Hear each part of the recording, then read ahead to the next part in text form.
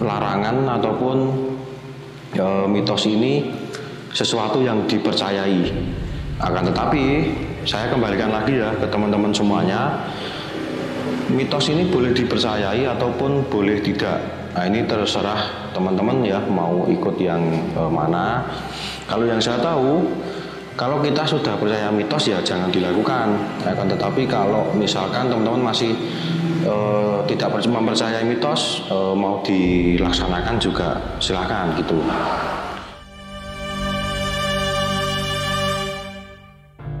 Bismillahirrahmanirrahim. Assalamualaikum warahmatullahi wabarakatuh. Berjumpa lagi teman-teman di Maskur Channel. Dan seperti biasa, kali ini kita akan diskusi bersama.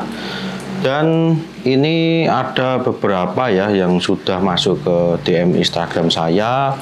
Dan juga ada di komentar-komentar kemarin. Jadi kita membahas sesuatu yang direquestkan oleh teman-teman Sobat Maskur Channel agar kita bisa berdiskusi bersama.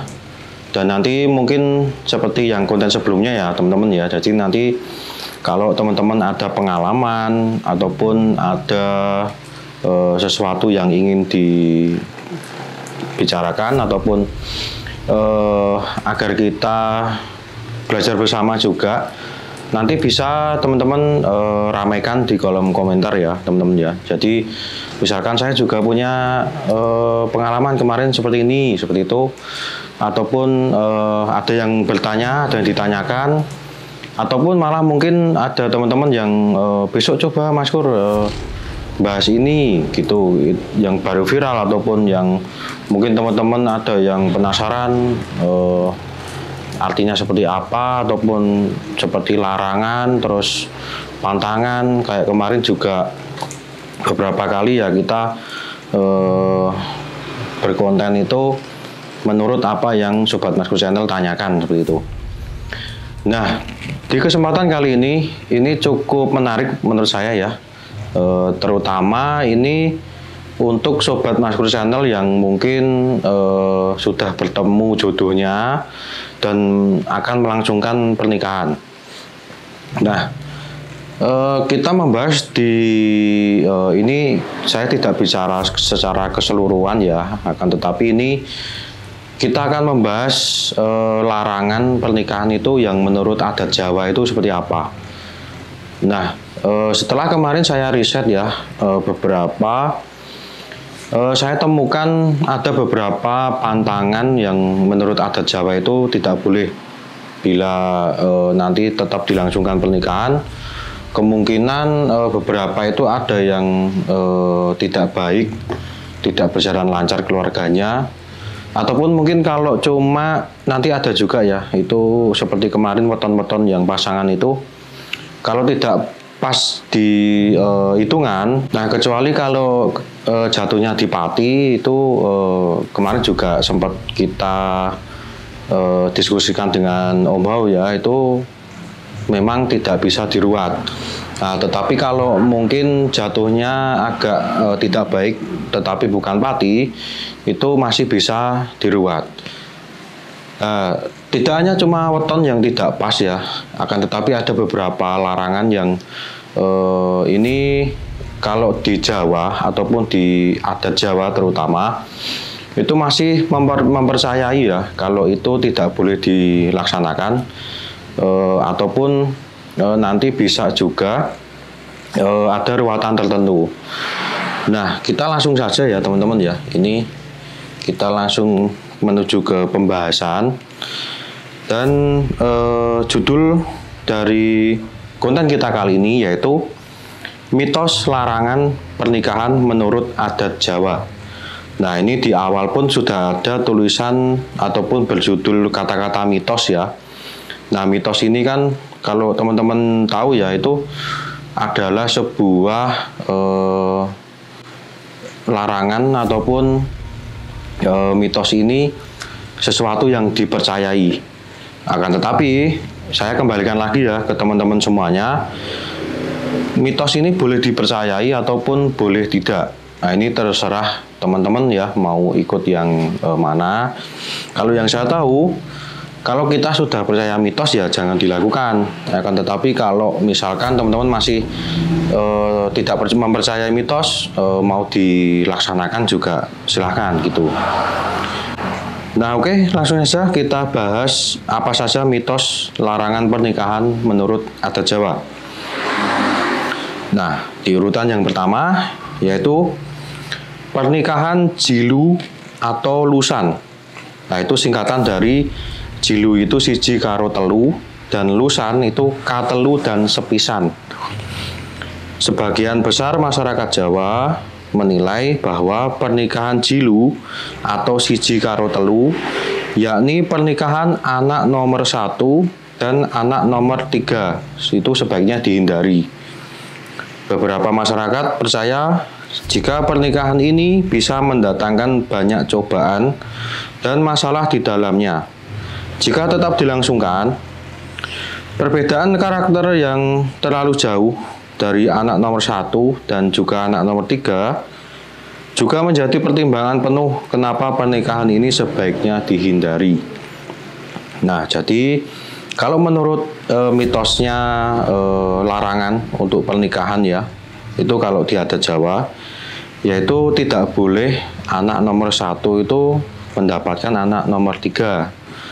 Karena kalau di sini ya itu diartikan itu karena perbedaan karakter yang terlalu jauh dari anak nomor 1 dan anak nomor 3. Tapi ini juga saya kembalikan lagi ya teman-teman ya, kalau sudah jodoh ya menurut saya tetap dilangsungkan, nggak masalah menurut saya ya. Akan tetapi kalau di mitosnya itu tidak boleh karena perbedaan karakter yang cukup jauh. Nah, baik kita langsung menuju ke urutan kedua. Nah, di nomor kedua ini yaitu posisi rumah calon pengantin tidak boleh berhadapan. Pada beberapa daerah, terutama di Jawa Timur, posisi rumah calon mempelai yang saling berhadapan dilarang untuk menikah. Jika kedua calon mempelai tetap menikah, dikhawatirkan akan datang berbagai masalah di kehidupan rumah tangga mereka. Jika memang keduanya tetap ingin menikah, solusinya adalah salah satu rumah calon mempelai direnovasi hingga posisinya tidak lagi berhadapan. Atau salah satu calon mempelai dibuang dari keluarganya dan diangkat oleh kerabat mereka yang posisi rumahnya tidak berhadapan dengan calon mempelai lainnya. Nah, jadi ini kalau saya tafsirkan ya, ataupun artinya itu tidak boleh calon pengantin ini tetangga yang rumahnya itu berhadapan ya, jadi depan rumah persis gitu. Nah, tetap dilangsungkan kalau ini ya ada solusinya. Kalau memang saling mencintai dan harus tetap dilangsungkan, itu bisa merenovasi salah satu rumahnya agar tidak berhadapan ya. Mungkin kalau berhadapan timur dan barat, yang barat mungkin direnovasi untuk ke utara ataupun ke selatan seperti itu.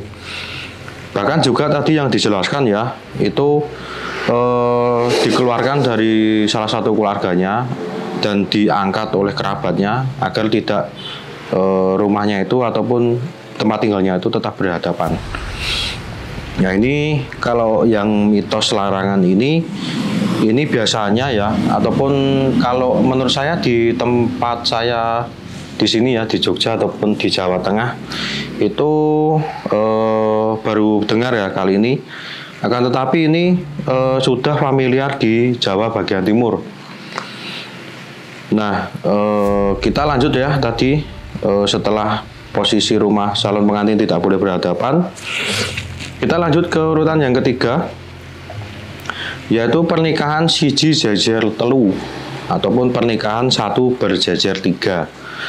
Dimaksud pernikahan siji jejer telu adalah ketika kedua calon mempelai sama-sama anak nomor 1 dan salah satu orang tua mereka juga anak nomor 1 di keluarganya. Jika pernikahan ini tetap dilangsungkan, sebagian masyarakat percaya bahwa pernikahan ini akan mendatangkan sial dan malapetaka. Nah, ini yang dimaksud adalah siji jejer telu itu ada ketiga orang itu anak nomor 1 semua. Contohnya seperti pasangan, yang cowok anak nomor 1, yang cewek anak nomor 1, dan orang tuanya itu juga anak nomor 1. Nah, ini yang dimaksud pernikahan siji jejer telu. Yaitu kalau di adat Jawa itu tidak disarankan ataupun tidak diperbolehkan. Yang ini ya, kalau masyarakatnya itu percaya ini pernikahan itu akan mendatangkan sial dan malapetaka di kemudian hari di rumah tangganya, seperti itu. Tapi ini juga disclaimer ya, ini juga kembali lagi ke mitos. Itu monggo silahkan diyakini, boleh, tidak pun juga nggak apa-apa ya. Yang penting keyakinan di diri Sobat Masku Channel masing-masing ya. Nah, oke, kita lanjut ya. Dan ini yang tadi saya sepil di pembukaan tadi ya, yaitu weton jodoh. Ketika hendak melangsungkan pernikahan di masyarakat Jawa, akan ada yang namanya perhitungan weton jodoh atau kecocokan pasangan. Ada beberapa weton yang nantinya tidak bisa cocok atau berjodoh. Karena ketidakcocokan ini, beberapa masyarakat percaya bahwa pernikahan tersebut sebaiknya tidak dilangsungkan atau dibatalkan saja. Sebenarnya untuk weton ini juga berlaku dalam keseharian mereka. Weton menjadi hal yang sangat penting bagi orang Jawa. Kebanyakan mereka melakukan suatu hal harus berdasarkan wetonnya. Nah, weton jodoh ini seperti tadi yang saya sepil di utama di pembukaan tadi. Dan juga ini kemarin ya, beberapa konten juga itu kita mencoba menghitung beberapa kecocokan pasangan itu berdasarkan weton seperti apa. Nah, kalau yang menurut saya pribadi, yang saya yakini, weton ini bisa untuk kita menghitung kecocokan ya. Nanti untuk berumah tangga ke depan seperti apa. Dan mungkin kalau kemarin juga ada istilah itu ya, wetonmu nggak pas itu jodohnya kandas, seperti itu kan. Nah, kalau saya ulangi itu yang jelas, selain kalau dihitung jatuhnya itu tidak pati, itu masih bisa diruat. Nah, cara meruatnya seperti kemarin ya yang sudah kami bahas, yaitu pilih dengan hari yang baik ataupun weton yang baik, atau cara ini disebut dengan ruatan. Itu nanti juga ada beberapa bisa dikatakan sedekah bumi atau apa yang itu nanti ataupun melangsungkan pernikahannya itu di hari weton yang baik. Nah, kalau untuk cara menghitungnya ataupun tabelnya itu teman-teman bisa flashback lagi, bisa lihat di konten Masku Channel yang kemarin juga kolaborasi sama Oma ya untuk menghitung ini. Itu ada tabel, di situ sudah lengkap. Kalau dibagi berapa sisanya itu jatuhnya di apa, dan cara meruatnya juga kemarin sudah dijelaskan. Kalau misal dihitung selain pati itu masih bisa diruat, teman-teman bisa tonton lagi di konten kami sebelumnya. Nah, setelah weton jodoh ini yang selanjutnya yaitu tidak boleh menikah di tanggal lahir. Menentukan tanggal pernikahan bagi orang Jawa sangatlah penting. Karena jika salah dalam memilih tanggal pernikahan, diyakini akan mendapatkan kesialan.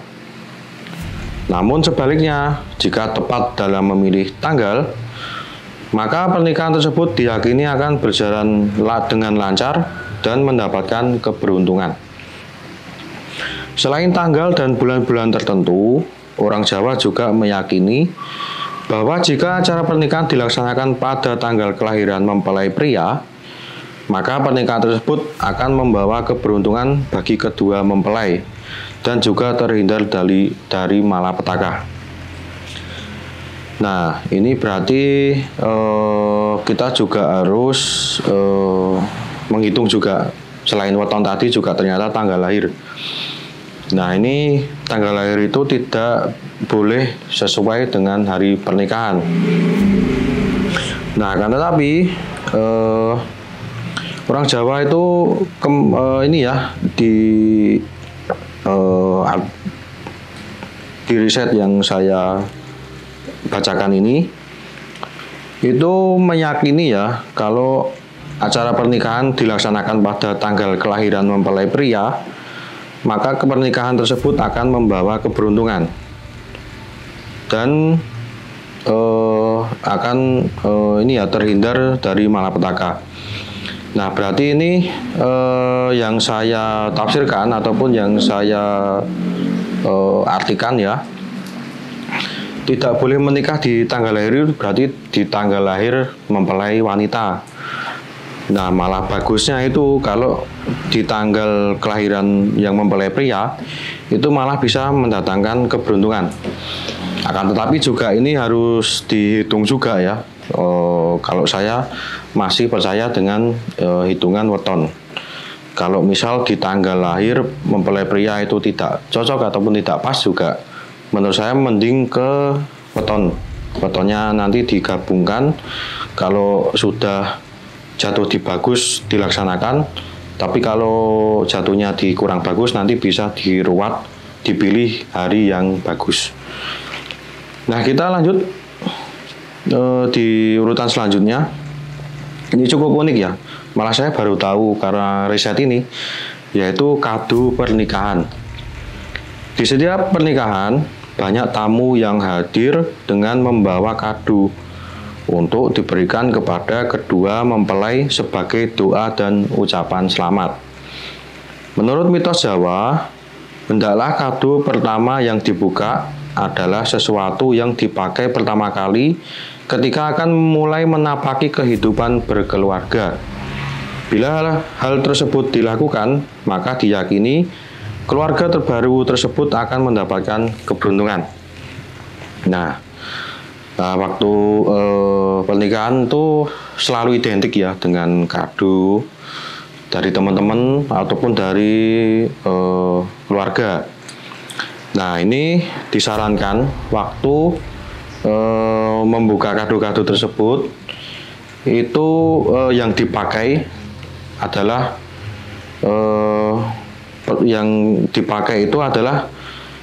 yang pertama kali ketika akan mulai menapaki kehidupan berkeluarga. Nah, nanti bisa dipilih-pilih ya teman-teman, kalau misalkan sudah mendapat kado, kira-kira untuk berumah tangga itu apa sih yang harus dipakai pertama kali? Itu untuk mengawali ya, untuk mengawali hidup berumah tangga seperti itu. Nah, ini tadi ada beberapa ya teman-teman ya yang mitos larangan menurut adat Jawa. Nah, itu kembali lagi ya saya tekankan, ini riset ini dari awal pun berjudul mitos. Jadi mitos itu mungkin berlaku untuk orang yang percaya. Dan itu saya kembalikan lagi ke Sobat Masku Channel semuanya untuk kita diskusikan bersama, ataupun mungkin malah ada teman-teman yang sudah menikah dan mempunyai pengalaman, mungkin ada beberapa tadi yang dilanggar dan sekarang rumah tangganya itu seperti apa, mungkin bisa nanti diskusi di kolom komentar. Ataupun juga sebaliknya, mungkin ada yang misalkan saya ada suami atau istri di anak ketiga, saya anak pertama tapi berjalan dengan lancar, juga boleh di-share. Nanti kita berbagi pengalaman bersama. Nah, mungkin itu saja teman-teman yang bisa saya sampaikan di kesempatan kali ini. Buat teman-teman yang masih mempunyai pertanyaan ataupun kita akan membuat tema diskusi apa selanjutnya, itu bisa di kolom komentar ataupun bisa di DM Instagram saya. Nah, sebelum penutupan, saya ingatkan lagi yang belum subscribe, segera subscribe, like, dan buat yang sudah subscribe, jangan lupa untuk mengaktifkan lonceng ya, agar setiap kali kami tayang akan otomatis ternotif di teman-teman Sobat Masku Channel semuanya. Saya akhiri, semoga bermanfaat. Terima kasih sudah menonton video ini dari awal sampai akhir. Wassalamualaikum warahmatullahi wabarakatuh.